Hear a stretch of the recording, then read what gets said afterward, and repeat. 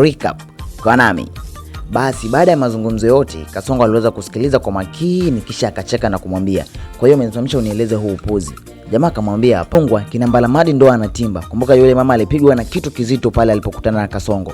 Hivyo leo kaja kuwaambia, naomba tusitishe huu mchakato maana sihitaji tuendelee na hivi visa." Ila Mbalamadi kajaa uoga kabisa, akasemaje, "Mama, tusiogope. Yule kijana alifanya nyinyi mkaweza kulipiza kisasi chenu. Mimi naomba tukaendelee kabisa." Yule wazo ilikuwa mbali, akamuuliza Kasongo, "Hivi una kwenu?" Kasongo akasema, "Mimi ni mtoto tu wa barabarani." Akasema, "Basi kila siku mimi Abdul ananilalamikia sana kusema kwamba wewe kaja hapa itakuwaje?" Akaenda moja kwa moja hadi nyumbani, akamkuta pale Kasongo, akamuuliza, "Mtoto alikuja hapa?" Akasema, "Ndio." "Unaenda kumtibia Cheusi. Vipi? Umefaulu?" Akamwambia, "Hapana. Ni zote." Hivyo wakaamua raundi hii yajayo yanafurahisha.